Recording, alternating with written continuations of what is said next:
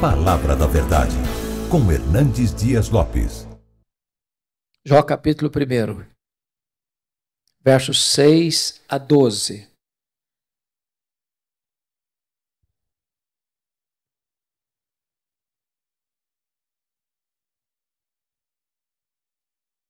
Jó capítulo 1, 6 a 12. Está escrito o seguinte: num dia em que os filhos de Deus vieram apresentar-se perante o Senhor, veio também Satanás entre eles. Então perguntou o Senhor a Satanás: de onde vens? Satanás respondeu ao Senhor e disse: de rodear a terra e passear por ela. Perguntou ainda o Senhor a Satanás: observaste o meu servo Jó? Porque ninguém há na terra semelhante a ele, homem íntegro e reto, temente a Deus, que se desvia do mal. Então respondeu Satanás ao Senhor: porventura Jó, debalde ou inutilmente, teme a Deus? Acaso não o cercaste com sebe a ele, a sua casa e a tudo quanto tem? A obra de suas mãos abençoaste, e os seus bens se multiplicaram na terra. Estende, porém, a tua mão e toca-lhe em tudo quanto ele tem, e verás se não blasfema contra ti na tua face. Disse o Senhor a Satanás: eis que tudo quanto ele tem está em teu poder. Somente contra ele não estendas a tua mão. E Satanás saiu da presença do Senhor. Agora capítulo 2, versos de 1 a 6, por favor. No dia em que os filhos de Deus vieram apresentar-se perante o Senhor, veio também Satanás entre eles apresentar-se perante o Senhor. Então o Senhor disse a Satanás: de onde vens? Respondeu Satanás ao Senhor e disse: de rodear a terra e passear por ela. Perguntou o Senhor a Satanás: observaste o meu servo Jó? Porque ninguém há na terra semelhante a ele, homem íntegro e reto, temente a Deus e que se desvia do mal. Ele conserva a sua integridade, embora me incitasses contra ele para o consumir sem causa. Então Satanás respondeu ao Senhor: pele por pele, e tudo quanto o homem tem dará pela sua vida. Estende, porém, a tua mão e toca-lhe nos ossos e na carne, e verás se não blasfema contra ti na tua face. Disse o Senhor a Satanás: eis que ele está em teu poder, mas poupa-lhe a vida. Meus amados, esse texto registra esse episódio da reunião de Deus com seus filhos. E eu quero crer que aqui são os anjos. E eu quero crer que nas regiões celestes. E a Bíblia não dá explicações, mas diz que Satanás apareceu por lá. E é curioso que quem começa a conversa é Deus, perguntando para Satanás assim: de onde vens? Satanás respondeu: de rodear a terra e passear por ela. Satanás é uma espécie de turista inveterado. Ele está por aí. Está antenado, está de olho. Está procurando alguém para devorar. E Deus cutuca outra vez, perguntando assim para ele: observaste o meu servo Jó? E Deus dá o currículo de Jó. Não tem ninguém na terra semelhante a ele. Homem íntegro, reto, temente a Deus e que se desvia do mal. Em outras palavras, Jó era o homem mais piedoso da sua geração. Quando a Bíblia diz que ele era um homem íntegro, isso significa que é aquilo que você é quando ninguém está vendo.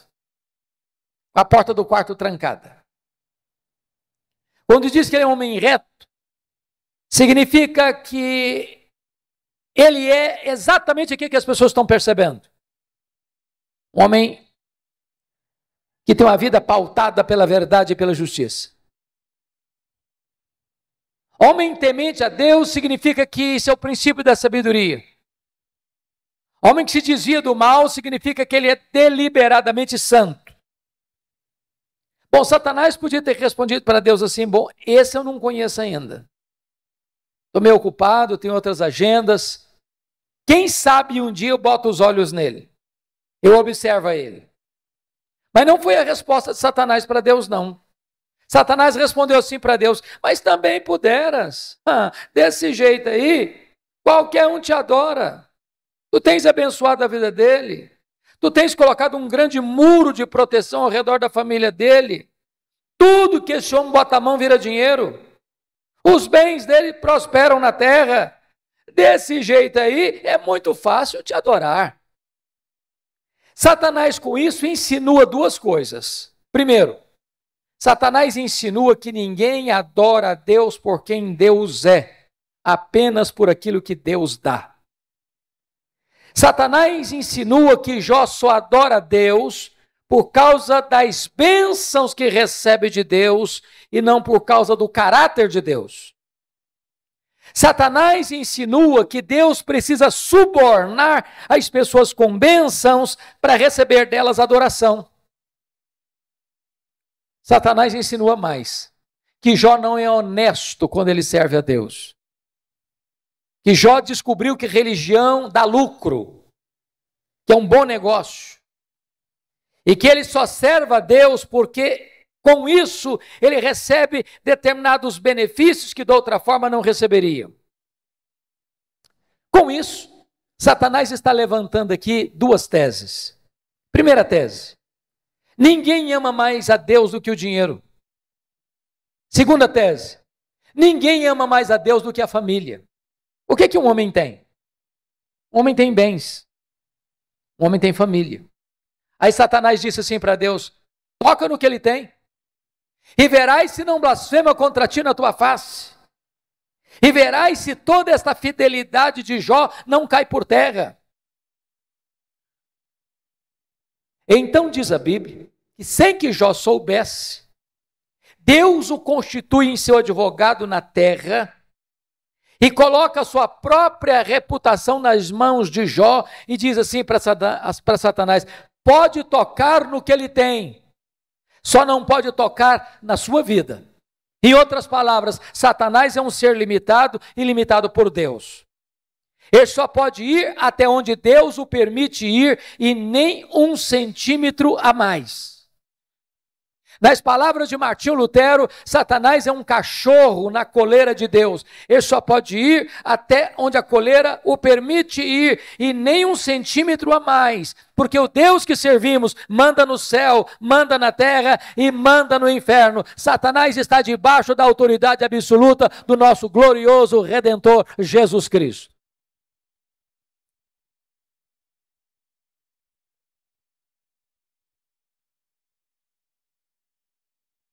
Com a permissão de Deus, Satanás, porém, sai dali para provocar um verdadeiro terremoto na vida de Jó.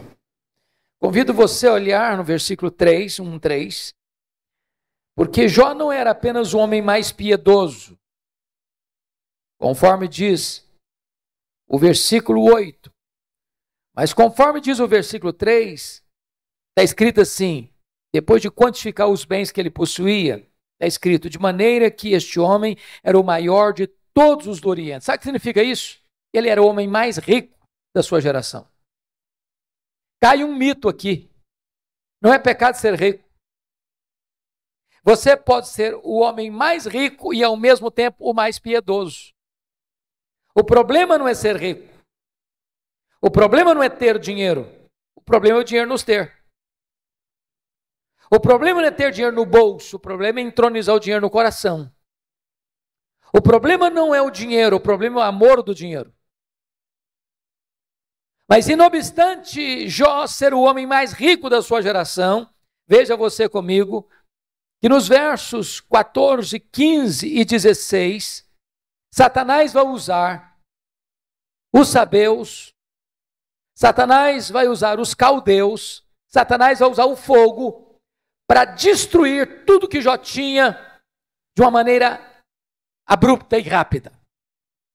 O homem mais rico entra em colapso financeiro. O homem mais rico quebra, vai à bancarrota. Bom, você e eu conhecemos gente que por muito menos dá um tiro na cabeça.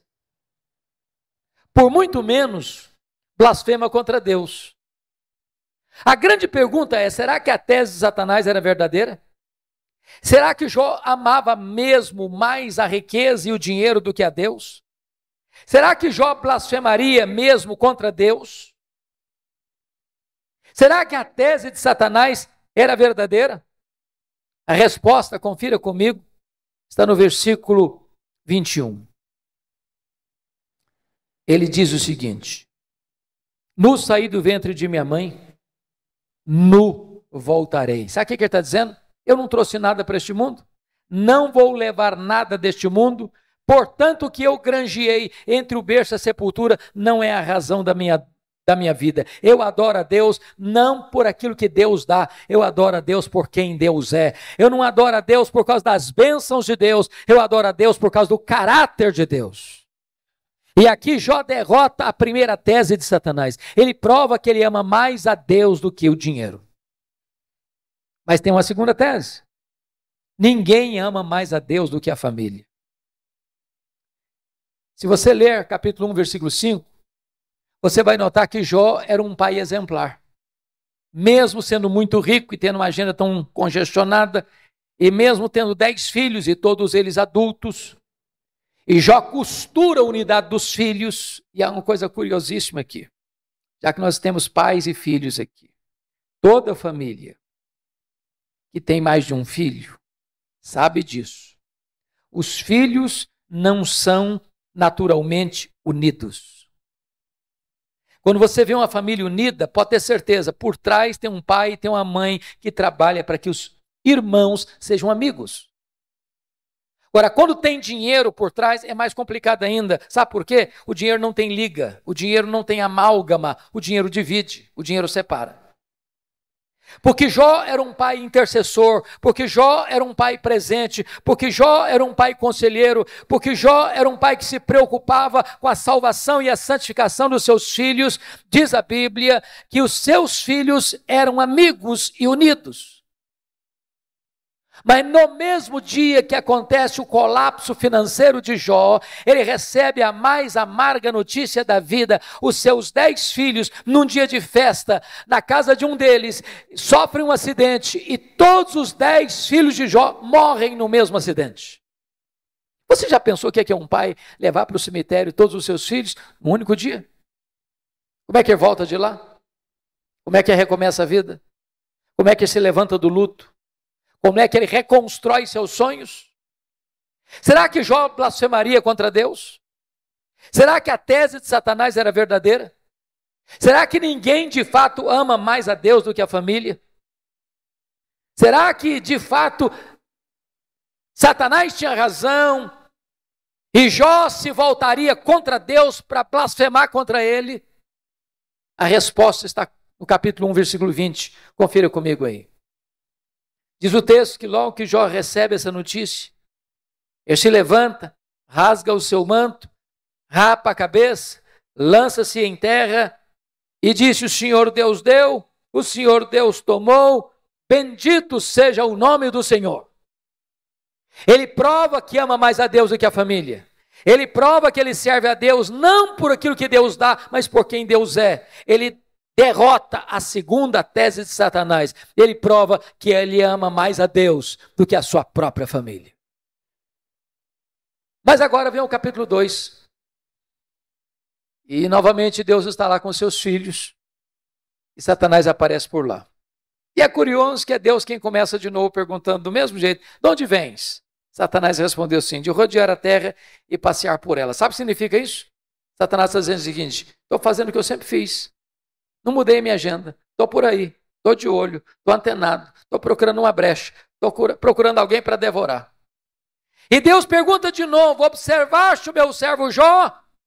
E dá o currículo de Jó sem alterar uma vírgula. Não tem ninguém na terra semelhante a ele, homem íntegro, reto, temente a Deus, que se dizia do mal. E Deus diz: me incitasses contra ele para o destruir sem causa, mas ele permanece íntegro. Sabe o que Deus está dizendo para Satanás? Satanás, suas teses são mentirosas, suas teses são falsas. Você diz que ninguém ama mais a Deus do que o dinheiro e do que a família, pois Jó provou que me ama mais do que ao dinheiro, provou que me ama mais do que a família. testemunha, Jó derrotou as suas teses, Satanás. Então Satanás levanta uma terceira tese. Pele por pele, e tudo que o homem tem dará pela sua vida. Toca-lhe nos ossos, toca-lhe na carne, e verás se não blasfema contra ti na tua face. A terceira tese de Satanás é essa: ninguém ama mais a Deus do que a si mesmo. Sem que Jó soubesse, mais uma vez Deus o constitui em seu advogado na terra e diz para Satanás: pode tocar nos ossos dele, pode tocar na carne dele, só não podes tirar a vida dele. Satanás ainda é um ser limitado e limitado por Deus. Ele só pode ir até onde Deus o permite ir e nem 1 centímetro a mais. Satanás sai dali, diz a Bíblia, e coloca uma doença maligna em Jó, do alto da cabeça à planta dos pés. Este homem que já está falido e enlutado, agora fica doente. Seu corpo vira uma chaga aberta, uma ferida viva. Bolhas de pus começam a se formar no seu corpo. E diz a Bíblia que Jó precisa morder nessas bolhas de pus para aliviar sua dor. Sua pele vai ficando necrosada. Ele não consegue comer, ele não consegue dormir, ele não consegue ter alívio. Esse homem vai ficando magro, magérrimo, macérrimo, de couro furado pelas costelas em ponta. O seu corpo cheira mal, as pessoas passam, as pessoas praguejam, as pessoas cospem, as pessoas cortam volta dele, até os mais próximos, até os familiares vão desistindo dele, vão abandonando a ele, e ele fica rendido na sua desdita, precisa pegar um caco, talvez de telha, para raspar a sua pele necrosada. Esse homem não tem mais o que sofrer. Nesta hora, diz a Escritura, que a sua mulher se aproxima dele e pergunta: ainda conservas a tua integridade, Jó? Amaldiçoa a Deus e morre, acaba com isso, tenha pelo menos coragem e dignidade de tirar a sua vida. E ele responde para ela: tu falas como uma louca, tendo nós recebido o bem de Deus, não receberíamos também o mal? Está escrito que em tudo isso Jó não pecou contra Deus com os seus lábios. Ele reprova a terceira tese de Satanás, ele prova que ama mais a Deus do que a si mesmo, ele prova que ele serve a Deus não por aquilo que Deus dá, mas por quem Deus é, não por causa das dádivas de Deus, mas por causa do caráter de Deus. Mas aí confira comigo, capítulo 2, versículo 11. Meus amigos, Elifaz, Bildade e Zofar combinaram ir condoer-se de Jó e consolá-lo.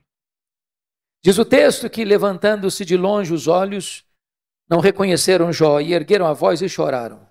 Cada um rasgou o seu manto, lançava-se pó ao ar sobre a cabeça. Sentaram-se com Jó na terra 7 dias e 7 noites, e nenhum lhe dizia palavra alguma, pois viam que a sua dor era muito grande. Então eu faço uma pergunta a vocês. Esses 3 amigos, de fato, eram amigos de Jó?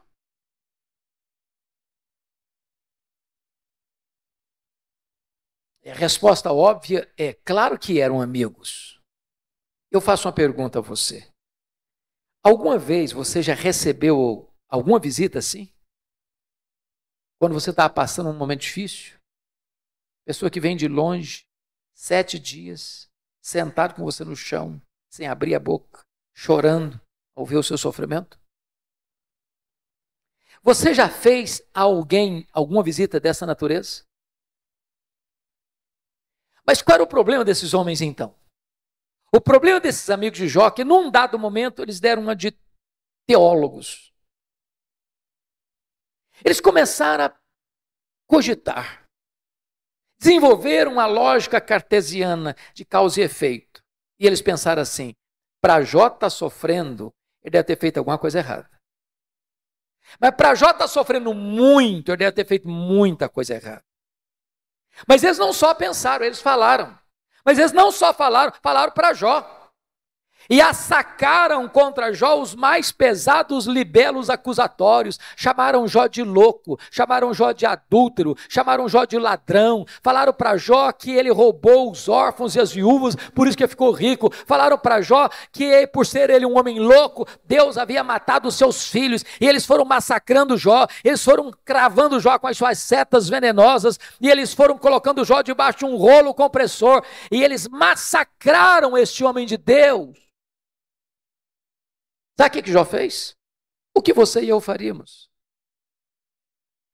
Jó começa a perguntar para Deus: por que, meu Deus? Por que eu estou sofrendo? Por que a minha dor não cessa? Por que eu não morri no ventre da minha mãe? Por que eu não morri ao nascer? Por que os seios da minha mãe não estavam murchos de leite para eu morrer de fome? Por que o Senhor não me mata de uma vez? Jó levantou aos céus 16 vezes esta mesma pergunta: por quê, por quê, por quê, por quê, por quê? Jó levantou aos céus 34 queixas contra Deus. Sabe qual foi a resposta de Deus para ele? O total silêncio. Nenhuma resposta, nenhuma explicação, nenhuma luz no fim do túnel. Eu posso garantir para vocês hoje aqui, o silêncio de Deus grita mais alto nos ouvidos da nossa alma que o ruído mais barulhento das circunstâncias mais adversas. Pior do que sofrer é sofrer sem explicação. Se vocês estão notando comigo, Jó está sendo golpeado nas 5 áreas mais importantes da vida de uma pessoa. Primeiro, a vida financeira. Segundo, sua saúde. Terceiro, seu casamento. Quarto, seus filhos. Quinto, suas amizades. Todas essas áreas vitais estão sendo dinamitadas, destruídas, minadas na vida desse homem. Esse homem está no fundo de um poço. Ele não tem mais nada para perder. Ele está completamente rendido à sua desdita, ao fracasso, à derrota. Esse homem não tem nada mais em quem segurar, a quem buscar. Ele está no fundo de um poço. Mas quando você está no fundo de um poço, só tem uma direção para olhar: é para cima, é para o alto, é para Deus. Esse homem perdeu os seus bens, esse homem perdeu a sua saúde, esse homem perdeu o apoio da sua mulher, esse homem enterrou os seus filhos, esse homem perdeu o apoio de seus amigos, esse homem olha para todo lado e tudo é ruína na vida dele, mas esse homem não perdeu uma coisa: esse homem não perdeu a sua confiança em Deus. E quando ele está no fundo do poço, ele arranca de dentro da alma um brado de esperança, ao dizer: mais uma coisa eu sei, é que o meu Redentor vive, e por fim, eu vestir esse meu corpo de pele, eu verei o meu Redentor. Pode vir momentos difíceis, pode vir momentos de perda, pode vir momentos de luto, pode vir momentos de angústia e dor na sua vida, mas Deus jamais deixará você desamparado. Ele sustenta você, Ele segura você, Ele ampara você, Ele levanta você. É curioso, irmãos, que quando Jó arranca do peito esse brado de esperança, Deus rompe o silêncio e começa a falar com ele. Mas curiosamente, Deus, ao conversar com Jó, Deus não respondeu nenhuma das 16 perguntas de Jó. Deus não respondeu nenhuma das 34 queixas de Jó. Ao contrário, Deus fez 70 perguntas para Jó. 70. Todas perguntas retóricas, que não dava para responder. Deus, como que abriu as janelas dos céus, despejando em catadupas torrentes da sua glória, do seu conhecimento sobre Jó, da sua majestade, do seu poder. E Deus começa a perguntar para Jó assim: ô Jó, onde tu estavas quando eu lancei, ou quando eu lançava os fundamentos da terra? Ô Jó, onde você estava quando eu espalhava as estrelas no firmamento? Ô Jó, onde você estava quando eu cercava as águas do mar para que elas não invadissem a terra? Ô Jó, me explica como é que eu formo a geada. E Deus foi mostrando para Jó o seu poder, a sua grandeza, a sua majestade, a sua glória, a sua magnificência. E quando Jó é esmagado por esta gloriosa revelação de Deus, ele para ter a mais importante experiência da sua vida. E eu gostaria de contar para você como é que ele teve essa experiência. Vá comigo agora, por favor, para o capítulo 42 de Jó. Porque aí algumas revelações que mostram a experiência desse homem com Deus, que pode ser nesta noite a sua experiência com Deus. Primeira coisa que Jó reconheceu, quando Deus se revelou a ele, aí no versículo de número 2. Então respondeu Jó ao Senhor: bem sei que tudo podes. Ele reconheceu a onipotência de Deus. Preste bem atenção nisso. Você e eu temos fraquezas indisfarçáveis. Como o bispo Júlio disse agora há pouco, a gente tem que ler. O crente precisa ler. Quem cessa de aprender, cessa de ensinar. Eu gosto muito de ler, sempre gostei. Passo nas livrarias praticamente toda semana. E você sabe que no Brasil e no mundo, os livros que mais vendem são os livros de autoajuda. E os livros que ensinam você a ficar rico rápido. Eu acho que eu não estou sabendo ler bem esses livros. Mas esses livros de autoajuda dizem assim para você: você é forte. Você é um gigante. Você tem a força. Você tem o poder. Há poder nas suas palavras. Você é alguém tão poderoso que basta fazer cócegas no seu interior e levantar-se-á daí um gigante. Sabe o que a Bíblia diz? Exatamente o contrário. A Bíblia diz que você e eu somos fracos. A Bíblia diz que Deus conhece a nossa estrutura e sabe que nós somos pó. Então deixa eu provar que você e eu somos fracos. Primeiro, nós temos fraquezas físicas. Ô, gente, querendo ou não, gostando ou não, o tempo vai esculpindo algumas rugas no nosso rosto indisfarçáveis. As mulheres mais espertas do que os homens usam alguns recursos interessantes, como os bons cosméticos. Dão uma boa disfarçada. Daqui a pouco, uma boa cirurgia plástica ajuda muito. Mas chega um momento que ainda que Pitangui ressuscitasse dentre os mortos, não teria jeito mais. As pernas ficam bambas, os braços descaídos, os joelhos trôpegos, os olhos embaçados. E diz os entendidos que cada fio de cabelo branco que brota na nossa cabeça é a morte chamando-nos para um duelo. Eu acho até um exército acampado ao meu redor.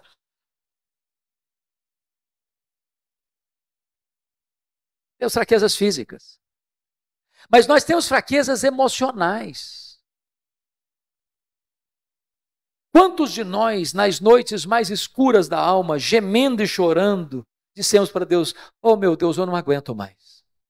O Senhor estende a mão para mim e eu pereço. Temos fraquezas emocionais. Mas nós temos fraquezas morais. Quantos de nós, com lágrimas nos olhos, já não prometemos para Deus: Deus, eu não quero mais cometer esse pecado. Eu não quero mais cair neste mesmo pecado. Daqui a pouco, você se flagra cometendo o mesmo pecado. Não é porque faltou para você honestidade e sinceridade, não. Faltou para você poder. Somos fracos. Mas nós temos fraquezas espirituais. Nós somos um ser contraditório, ambíguo, paradoxal. Paulo diz que o bem que eu quero fazer, esse eu não faço. O mal que eu não quero, esse eu pratico. Somos fracos. Mas é maravilhoso você poder afirmar como Jó, mas o meu Deus tudo pode.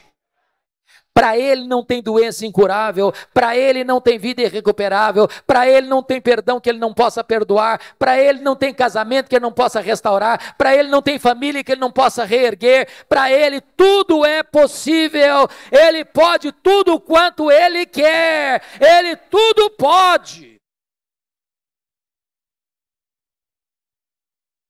Portanto, irmãos, não tem nada mais importante para a família do que relação pais e filhos, filhos e pais, marido e mulher, mulher e marido, irmãos e irmãos, do que saber quem é o Deus que nós servimos, quão grande é o Deus que nós adoramos. A pergunta que eu faço a você nesta noite é: quem é o seu Deus? Quão grande é o seu Deus? Quão majestoso é o seu Deus? Quão poderoso é o seu Deus? Quanto pode o seu Deus? A.W. Tozer, que foi um dos mais importantes escritores do século XX, diz que o maior problema da igreja contemporânea, ele estava falando da igreja lá do século passado, mas é o problema nosso ainda hoje. Ele disse que o maior problema nosso é que nós passamos a maior parte do tempo medindo, tomando o nosso próprio pulso e olhando para o nosso próprio umbigo. Quando o nosso papel é conhecer a Deus e prosseguir em conhecê-lo, porque o povo que conhece a Deus é um povo forte, diz a Escritura. Quem é o seu Deus? Quão grande é o seu Deus? Quando o profeta Isaías estava pensando sobre isso, ele diz: o meu Deus é aquele que mede as águas na concha da sua mão. O meu Deus é aquele que pesa o pó das montanhas em balança de precisão.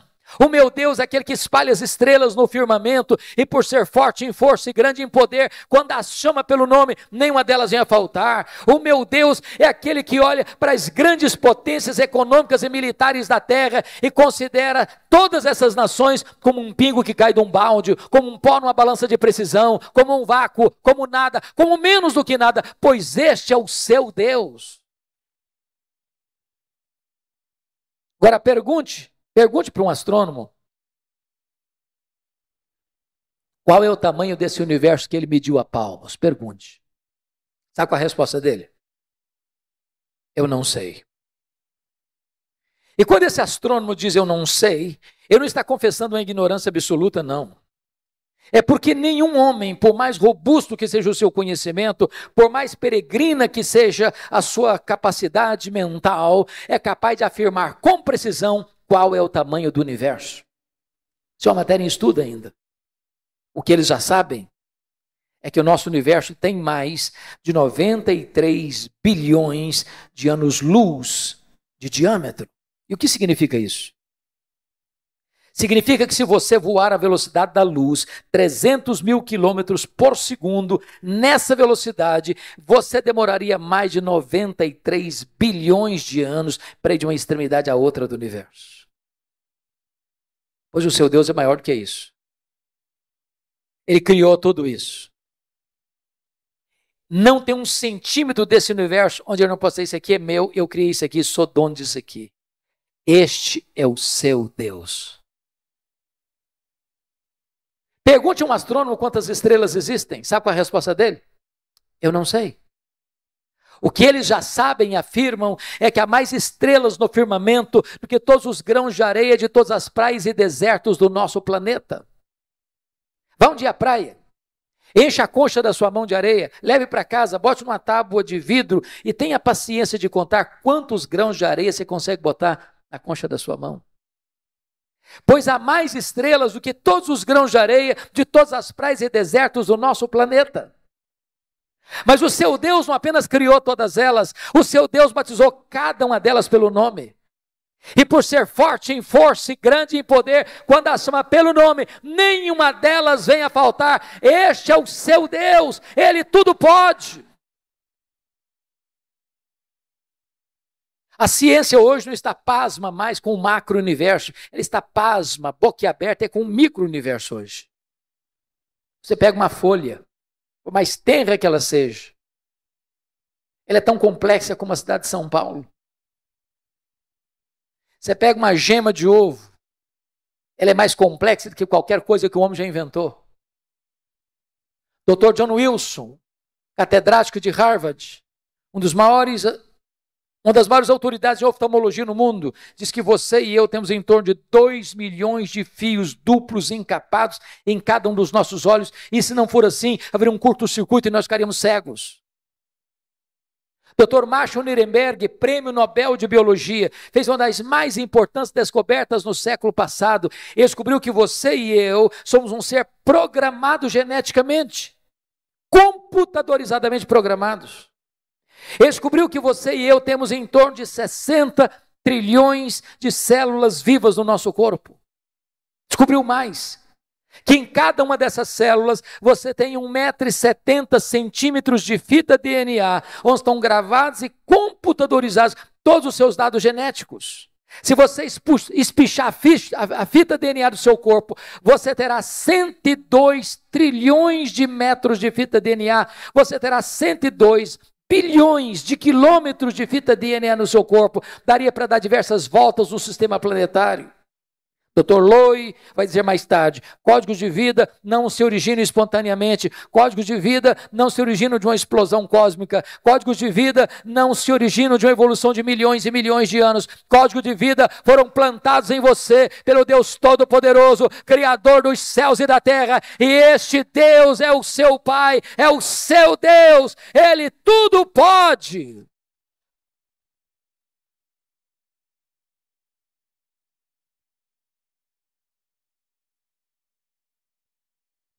Deixa eu ilustrar isso de maneira mais simples. Um pai caminhava com seu filho de 4 anos pela rua. Eu acho que todos vocês concordam comigo que toda criança parece que fez um curso de pós-doutorado em perguntas difíceis. Não conheço ninguém que faça perguntas mais difíceis do que as crianças. E o menino perguntou para o pai assim, papai, qual é o tamanho de Deus? O pai engasgou. Não tinha uma resposta pronta para um menino de 4 anos. Ficou em silêncio. Continuou caminhando. Daqui a pouco ele escuta os roncos das turbinas de um avião supersônico lá nas alturas excelsas. O pai diz, filho, olha para cima. Você está vendo aquele avião? O filho disse, sim, papai, estou vendo. O pai perguntou, qual é o tamanho daquele avião, meu filho? O menino respondeu, pequeno, papai, muito pequeno. Estava muito longe. O pai pegou o menino, levou para o aeroporto. Lá tinha um jumbão de mais de 400 passageiros estacionado. O pai chegou bem perto, perguntou, está vendo esse avião, filho? Estou vendo, papai. Qual é o tamanho desse avião, filho? Grande, esse é muito grande, papai. O pai disse, filho, pois Deus é do mesmo jeito. Se você está longe de Deus, meu filho, Deus parece pequeno para você. Aí os seus problemas ficam enormes. Mas se você está perto de Deus, meu filho, aí Deus é grande para você. Aí os seus problemas ficam pequenos. Agora eu sei que tudo podes. A segunda coisa que Jó descobriu, irmãos, está aí no versículo 2 ainda. E nenhum dos teus planos pode ser frustrado. Preste atenção nisso. Você e eu não cremos em acaso. Você e eu não cremos em sorte. Você e eu não cremos em azar. Você e eu não cremos em determinismo cego. Você e eu não cremos em misticismo. Você e eu não cremos em olho gordo. Você e eu cremos que a mão de Deus dirige o nosso destino. Pode ter certeza disso. Se você está passando um momento difícil, se você está passando por um vale, se você está passando por uma prova, se você está passando por um momento de amargo, seja financeiro, seja de saúde, seja na sua família, isso não pegou Deus de surpresa, isso não desfez os propósitos de Deus na sua vida. Deus está trabalhando por você e não contra você. Sabemos que todas as coisas cooperam para o bem daqueles que amam a Deus. Se Ele está permitindo você passar por uma luta, Ele tem um plano, Ele tem um propósito, Ele vai transformar tudo isso para o seu bem, e você vai ficar mais maduro, e você vai ficar mais parecido com o Senhor Jesus Cristo. Nenhum dos planos de Deus pode ser frustrado. Terceira coisa que Jó vem a descobrir, pelo conhecimento que ele teve de Deus, ele reconheceu sua profunda limitação. Olha o versículo 3. Na verdade, eu falei do que eu não entendia. Coisas maravilhosas demais para mim, coisas que eu não conhecia. Vamos entender isso aqui.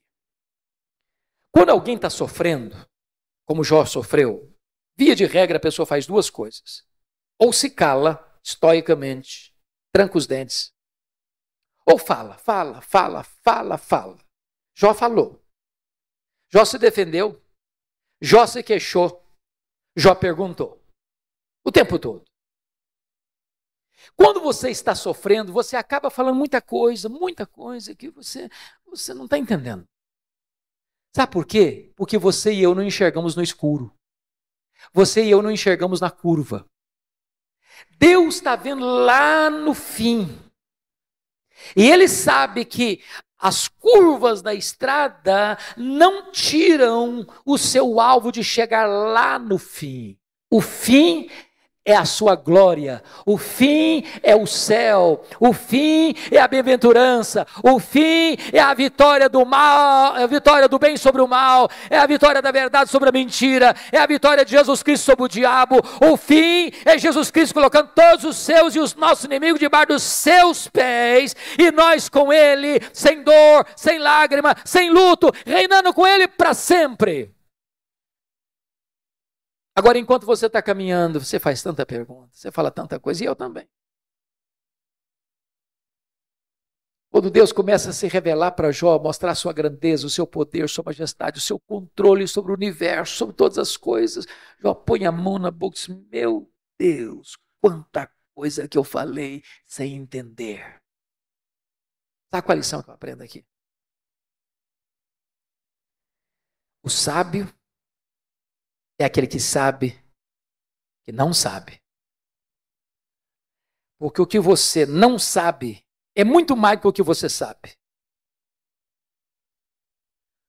Portanto, se você encontrar uma pessoa que fica arrotando em cima de você muito conhecimento e que quer passar como aquela pessoa que sabe tudo, conhece tudo, entende tudo, Bíblia, eu conheço de capa a capa. Pode ter certeza, você está perto de uma pessoa que não sabe quase nada. Quase nada. É lata vazia que faz barulho. Então deixa eu contar uma ilustração para você. Eu fui criado na roça mesmo. Antes de luz elétrica, de estrada, de carro e tudo mais. Quebrei muito milho no muque. Quem sabe o que é uma roça de milho na hora de colher, seca para colher? Sabe muito bem a diferença entre um restolho, que só tem palha e sabugo, e uma espiga boa, granada.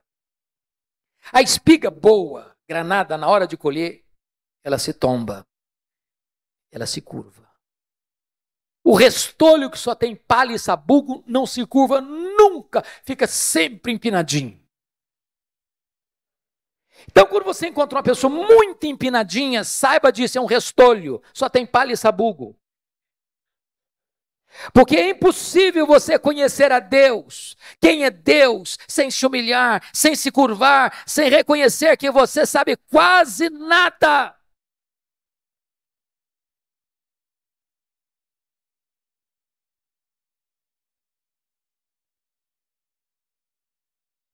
Quarta coisa que Jó descobriu que mudou a vida dele, ele reconheceu o seu limitado conhecimento de Deus. Olha o versículo 5 comigo. Eu te conheci só de ouvir, mas agora os meus olhos te veem.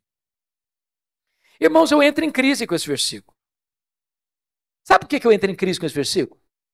Lá no capítulo 1, versículo 8, Deus disse sobre esse homem aí, não tem ninguém na terra semelhante a ele, homem íntegro, reto, temente a Deus, se desvia do mal.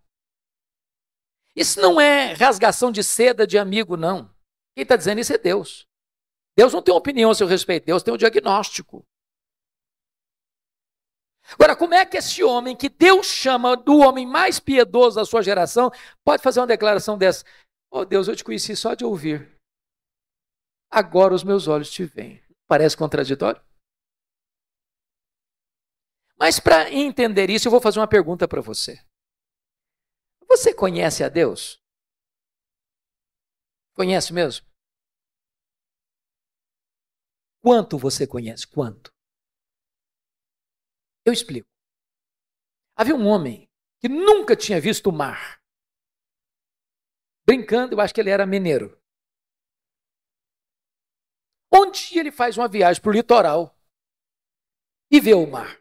E ele fica encantado. Ele diz, agora eu conheço o mar. Aproxima-se dele um marujo, com a pele tostada de sol e sal, por viver nas procelas do mar, e diz, eu também conheço o mar. Qual a diferença entre eles? Você conhece a Deus? Quanto você conhece a Deus? João 17,3 diz que a vida eterna é esta, conhecer a Deus e a Jesus Cristo, a quem enviaste. Sabe de uma coisa? Que a própria essência da vida eterna é conhecer a Deus. Sabe o que você vai estar fazendo no céu depois que você tiver 1000 anos lá na glória? Você vai estar conhecendo a Deus. Sabe o que você vai estar fazendo no céu depois que você tiver 1 bilhão de anos lá na glória? Você vai estar conhecendo a Deus. Sabe o que você vai estar fazendo no céu depois que você tiver 1 trilhão de anos lá na glória? Você vai estar conhecendo a Deus. Jamais haverá um tempo na eternidade onde você possa dizer, conheço tudo de Deus, não tem mais nada para conhecer, agora eu vou botar a vida no piloto automático. Deus é inesgotável em seu ser. O céu vai ser dinâmico. A Bispo Júlia, há poucos dias eu tomei um susto. Uma menina adolescente da igreja chegou para mim e disse assim, pastor, eu falei, pois não, filha. Ela disse assim, eu não quero ir para o céu, não. Eu tomei um susto. Disse, como? Eu não quero ir para o céu, não. Eu falei, mas você está maluca? O que aconteceu? Não, eu não quero ir, não. Eu falei, mas então me explica esse negócio. Ah, pastor, a ideia de céu que eu tenho, sabe o que é? Que eu vou estar numa nuvem branca, com a harpa na mão, tocando, cantando, tocando. Ah, eu não aguento essa vida inteira, não. Eu quero coisa nova para a minha vida. Tem gente que acha que o céu vai ser chato. Se você não gosta de trabalhar, você está encrencado. Sabe por quê? Que a Bíblia diz que lá no céu nós vamos trabalhar. Seus servos o servirão. Agora pense comigo que nesse corpo frágil, que fica cansado, que fica doente, que fica velho, que fica caquético, nós conseguimos fazer coisas tão fantásticas. E diz Einstein que nós não usamos nem 10% do nosso potencial. Você já imaginou que nós não vamos poder fazer com um corpo 100% turbinado pela glória de Deus? Diz a Bíblia que você e eu vamos ter um corpo semelhante ao corpo da glória do Senhor Jesus Cristo. Jesus entrava numa casa fechada sem precisar abrir a porta. Jesus saía de Jerusalém, aparecia lá na Galileia sem precisar percorrer o trecho. Jesus subiu o assunto aos céus fisicamente. E eu pergunto para você, qual a distância da terra ao céu? Com que velocidade Jesus foi para o céu? Porque se ele foi para o céu na velocidade da luz, 300 mil quilômetros por segundo, depois de 2000 anos, ele está logo ali na esquina ainda. O que significa isso? A Bíblia diz que nós vamos ser como os anjos. Não que nós não vamos ter um corpo, mas significa que nós vamos viver numa nova dimensão. Eu pergunto a você, com que velocidade um anjo vem do céu à terra? Jesus Cristo disse para Pedro lá no Getsemane, guarda essa espada, se eu precisasse de ajuda, eu rogaria ao Pai, ele me mandaria mais de 12 legiões de anjos, mais de 72 mil anjos. Com que velocidade eles viriam? Os anjos não estão mais, não precisam e não estão presos às mesmas leis que nos governam aqui, pois o nosso corpo de glória vai ser assim, nós vamos estar lá, nós viremos cá, nós subiremos, nós desceremos com a mesma velocidade, porque nós habitaremos novos céus e nova terra, e nós vamos conhecer a Deus, e nós vamos glorificar a Deus, e nós vamos trabalhar para Deus, e nós vamos amar a Deus, e nós vamos fruir a presença de Deus. Agora eu entendo Jó. Agora eu entendo Jó, ele está só arranhando a superfície, e você e eu também, tem muito mais, tem infinitamente mais, então continua a ordem do profeta, conheçamos e prossigamos em conhecer ao Senhor. A última coisa que mudou a vida de Jó, confira comigo, está no versículo 6, por isso eu me abomino e me arrependo no pó e na cinza, ponto. Ponto, ponto, ponto, ponto. Não entendi nada de novo. Muito difícil. Como é que eu vou entender esse homem que o próprio Deus diz que ele é o mais piedoso, está se abominando e se arrependendo no pó e na cinza? Eu esperava uma confissão dessa de um ladrão, de um assassino, mas do homem mais piedoso. É chocante. Explicação. As pessoas que mais lamentam e choram os seus pecados não são as que mais pecam, são as que mais perto de Deus andam. Quem está longe de Deus, irmãos, nem convicção de pecado tem. Quanto mais você conhece a Deus, quanto mais você anda com Deus, quanto mais intimidade você tem com Deus, mais você vê a enormidade do seu pecado e mais você lamenta pelo seu pecado. Pois bem, veja comigo, por favor, agora o versículo 10. Ele é a chave hermenêutica deste livro. Mudou o Senhor a sorte de Jó, quando ele chorava pelos seus amigos. E o Senhor deu-lhe o dobro de tudo quanto antes possuía. Você já fez uma pergunta, por que Deus mudou a sorte de Jó enquanto este ou quando este orava pelos seus amigos? Você já fez essa pergunta? Por quê? Então deixa eu fazer uma pergunta para provocar. O que você sente quando alguém fala mal de você? Você fica feliz? Você celebra isso? Você chega na igreja e diz, bispo, juro, eu estou tão feliz hoje. O que foi, filho? Não fala mal de mim, o senhor sabe que isso é uma delícia, eu estou tão feliz com isso. É assim que você reage? O que vocês acham que Jó sentiu quando seus amigos disseram assim para ele, você é um ladrão, você é um adúltero, você é louco, você ficou rico porque você roubou os órfãos e as viúvas. O que vocês acham que Jó sentiu? Ficou feliz da vida? O que Jó fez? Jó se queixou, se defendeu, se defendeu, se defendeu, se defendeu, se defendeu. E quem se defende, sabe o que tem no coração às vezes? Mágoas, dores, ressentimentos. Sabe o que Deus está falando para esse homem? Meu filho, saia dessa arena da autodefesa, meu filho. Entre, meu filho, na brecha da intercessão. Enquanto você ficar se defendendo, Jó, vai ter mágoa no seu coração. Mas quando você começar a orar por esses homens que acusaram você, você vai ficar curado, você vai ficar liberto, você vai ser restaurado. Sabe o que aconteceu? As 5 áreas que Satanás tentou destruir na vida de Jó, Deus restaurou todas elas. Bendito seja Deus. Primeira área que Deus restaurou, confira comigo lá no versículo 16, Deus restaura a saúde de Jó. Depois disso viveu Jó 140 anos. Viu seus filhos. E aos filhos de seus filhos até a 4ª geração. Eu acho que não ficou nem cicatriz, nem sequela.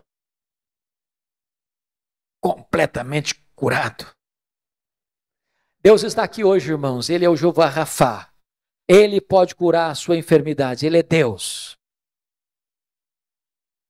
Segunda área que Deus restaurou. Versículo 12. Área financeira. Se você comparar 1:3 com 42:12, você vai notar que Deus deu tudo em dobro. Dobro. Eu quero dizer para você que Deus está aqui hoje e Ele é o Deus da restituição. Ele pode restaurar a sua vida financeira, Ele pode levar você mais além na sua vida financeira. Ele é o Deus da restituição. Terceira área que Deus restaurou. Área das amizades. Confira comigo os versículos 8, a partir do 8. Eu acho isso maravilhoso, Bispo Júlio. Porque os amigos de Jó que acusaram a Jó, Deus chega para eles e diz assim, vocês estão lembrados daquele homem que vocês criticaram, acusaram? Pois é, aquele homem é mais justo do que vocês. Então, eu não vou ouvir a oração de vocês, vocês vão ter que ir lá naquele homem que vocês criticaram, para que aquele homem que vocês criticaram ore por vocês. E quando ele orar por vocês, eu vou restaurar vocês.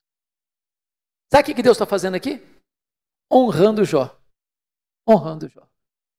Eu vou dizer uma frase aqui, se você esquecer tudo que eu falei, mas lembrar dessa frase, me dou por satisfeito.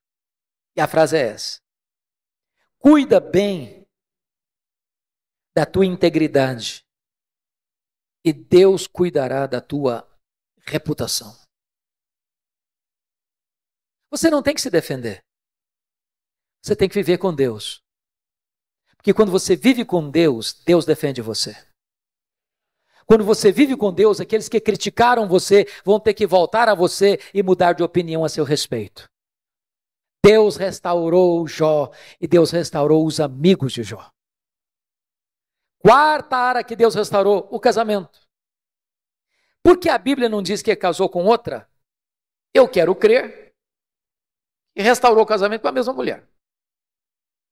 Agora, pense comigo com a cabeça de um brasileiro, só um pouquinho agora.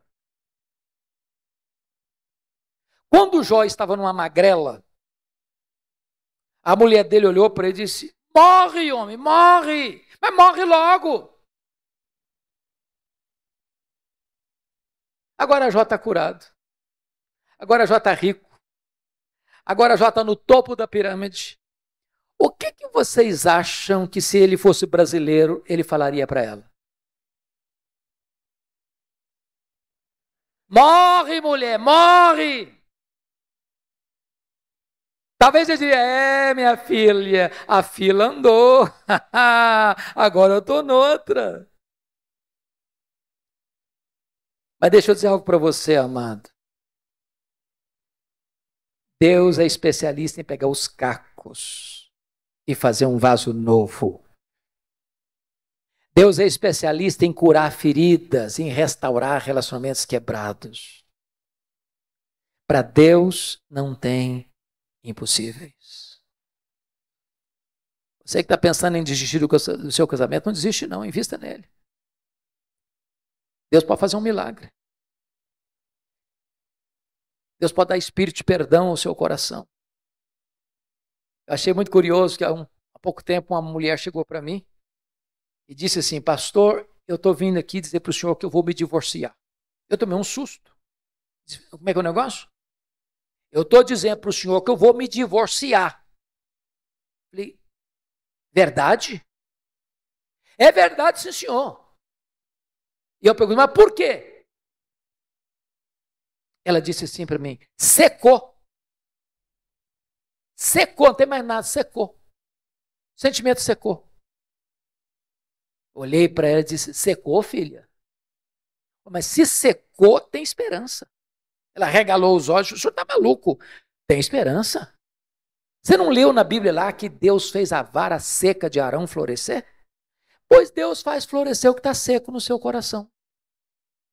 Esse pastor, o senhor endoidou. Estou falando para o senhor que morreu. Está claro agora? Morreu. Está claro? Ou precisa botar legenda? Falei: morreu, filha? Mas se morreu, tem esperança. Você não leu na Bíblia lá que Jesus ressuscita os mortos? Pois ele pode fazer ressuscitar o que está morto aí no seu coração. Tem esperança. Falei: pastor, o senhor endoidou. O senhor não está me entendendo, não. Estou falando para o senhor que acabou. Não tem mais nada. Acabou. Está claro agora? Falei: acabou, minha filha? Ué, mas se acabou, tem esperança. Ué, você não leu na Bíblia lá que Deus chama a existência as coisas que não existem? Se ele chama a existência as coisas que não existem, ele pode chamar a existência o que não está mais no seu coração. Você não vai separar essa semana, não. Você vai orar comigo uma semana. Depois você volta aqui.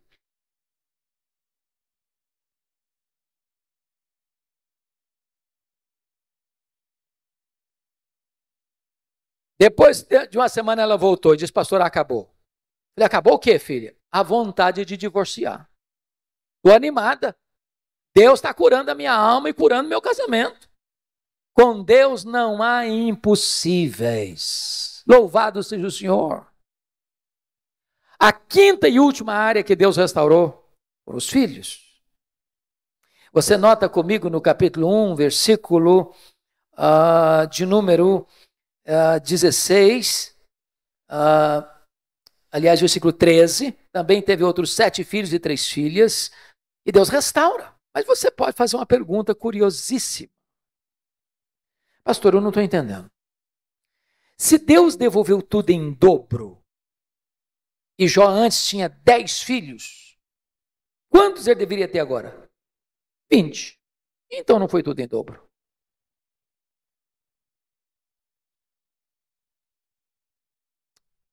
Deixa eu explicar isso bem. Talvez fazendo uma correção para um tipo de comunicação, de fala que nós usamos muito no Brasil.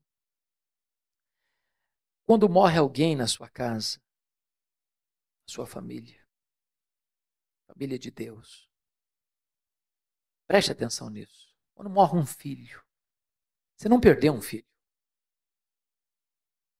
Como aquele pai que voltou do cemitério, depois de enterrar o seu filho, e um amigo vai dar um abraço nele e disse: meus sentimentos, eu soube que o senhor perdeu o seu filho. O pai disse: não, senhor, eu não perdi meu filho.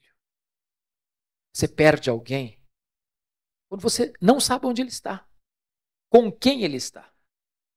Eu sei onde está meu filho, eu sei com quem está meu filho. Meu filho está no céu, meu filho está com Jesus, eu não perdi o meu filho.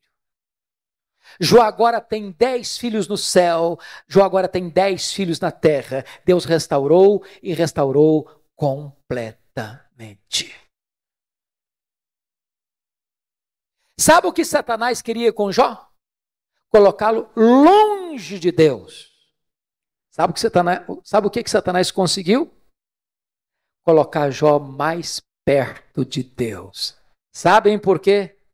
Porque os planos de Deus não podem ser frustrados.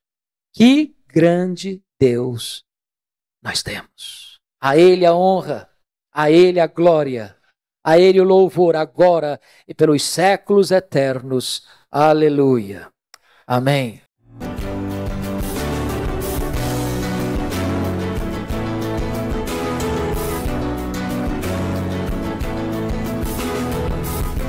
Palavra da Verdade, com Hernandes Dias Lopes.